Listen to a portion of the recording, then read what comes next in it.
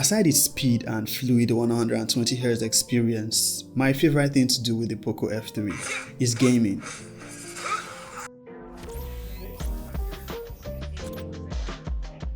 What is up guys, my name is Izzy and welcome to the channel. So, the POCO F3 tagged the real beast. What is so beastly about this phone anyway, you might ask? Well, POCO is known to bring flagship specifications and performance with their devices at very competitive pricing, and the POCO F3 is no different.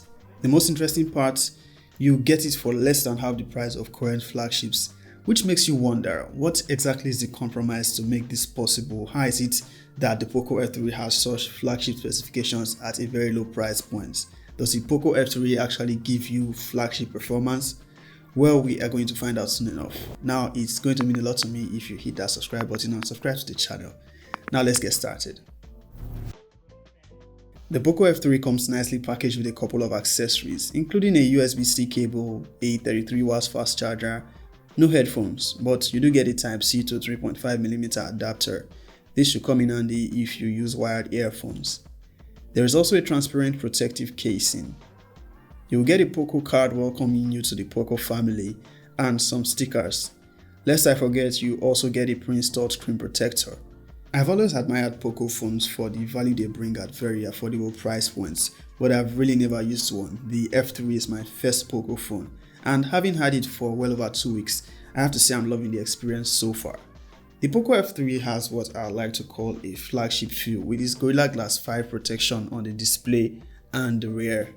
Sadly, it has no official IP rating, so keep that in mind, but it should survive a few splashes. The POCO F3 has a glossy and shiny finish on the rear. Actually, the black is so shiny that it can pass for a mirror, not shy of smudges. The camera module is fitted nicely to the top left in a two-stepped bump, housing its triple rear cameras and flash. The frame of the POCO F3 is plastic and it houses the ports and buttons. The volume rocker and power buttons are on the right. The power button also doubles as the fingerprint scanner and it sits nicely below the volume keys. It is pretty accurate and very responsive. It is going to unlock your device 99% of the time. You have stereo speakers on the POCO F3, one at the bottom and the other at the top, and of course the signature IR blaster. It has its SIM tray at the bottom. It supports dual SIM cards, but there is no micro SD card support. The POCO F3 is a slim device and it weighs 196 grams. For a device packing a 4500 mAh battery, you would expect it to be heavier, but it isn't. It is quite a handful though, and you might want to forget about typing on this one with one hand. The typing experience, however, is lovely though, much thanks to that 360Hz touch sampling rate, very responsive. Haptic feedback on ear is also on point. The display on the POCO F3 is a 6.67-inch E4 Super AMOLED display with a 120Hz refresh rate, which is not enabled by default. It is a display made by Samsung, so you know what to expect.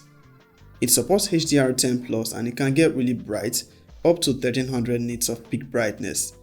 As a full HD Super AMOLED display, you can expect to have deep blacks and vibrant colors. The display has Gorilla Glass 5 protection and its selfie camera is placed in a center hole punch cutout. Complemented by the loud and lovely sounding stereo speakers, you are certain to have enjoyable media experience whether through gaming or watching movies.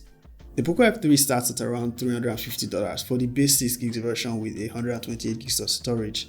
That is just about $20 more than the Samsung Galaxy A52 4G. A comparison between these two devices is going to be quite interesting. I think I'm going to do a video. The F3 I have here is the one with 8GB of RAM and 256GB of storage.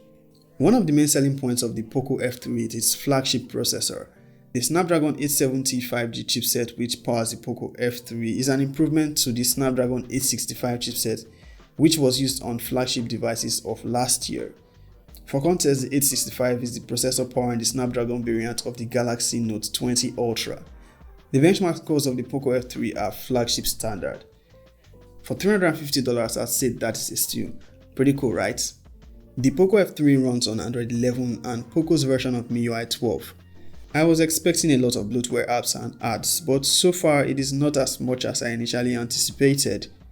Ads are subtle and you're only going to see them when using the System File Manager or after installing an application. As for bloatwares, I found no more than 1 or 2 apps that I needed to uninstall. The software experience is pretty snappy, especially with that 120Hz refresh rate. However, on the 120Hz, the battery drains quite faster. Now, don't get me wrong though, you are still going to get a full day of use on the 120Hz, but on 60Hz refresh rate, you are going to get significantly more battery life. It has a quick charge functionality which allows you to power up from 0 to 100 in just under 1 hour. I did mention earlier that gaming was my favorite thing to do on the POCO F3. You get the Adreno 650 GPU along the Snapdragon 870 processor. Add this to a 120Hz refresh rate and you get an amazing gaming experience all the time. Not to forget the stereo speakers to give you that epic sound while you blast your way through your favorite games. You are able to play most titles on the highest graphics settings with no frame drops. Genshin Impact comes at the default medium settings and the gaming experience is mostly flawless. Thanks to its liquid cooling, the POCO F3 does not heat up even during long gameplay sessions. I'll be doing a dedicated gaming review of the POCO F3 to see just how well this holds up against those heavy and demanding titles, so make sure you are subscribed to the channel and you have your notifications turned on. The cameras of the POCO F3 is where you find a few compromises. You're going to get a 20MP selfie camera on the display. On the rear, you get a triple camera combination of a 48MP main camera, an 8MP ultra-wide camera and a 5MP macro camera. The camera performance is not flagship standard, mid-range at best, but for the price of this device, I'd say it's impressive and good enough. You can decide to use Gcam if you want to get more out of it. The macro camera also does a great job at macro photography. Selfies are decent, both normal and portraits. Its night mode is also not bad at all. Its rear camera is able to shoot 4K 30 frames per second videos. It does not have optical image stabilization, but I'd say it does pretty good with electronic stabilization. Its selfie camera is only able to shoot up to 1080p 60 frames per second. No 4K here. It's a selfie camera sample from the POCO F3. It actually looks good. It can only do 1080p 60 frames per second. You can get 4K 30 FPS from the rear cameras. Looks good. What do you think? For the price the POCO F3 retails at, this is probably the best value phone you can get right now and expect flagship performance. It has a flagship processor and it can do very good gaming and you are not going to bother about heating issues. Now it may not have flagship specifications for its cameras, but I think you'll be pretty satisfied with what its cameras can do. I intend to compare this device in a video with the Samsung Galaxy A52 and the Redmi Note 10 Pro. Do let me know which one you'd like to see first. If you find this video helpful, do hit that thumbs up and a sub to the channel would not be a bad idea. Catch you in the next one. Peace.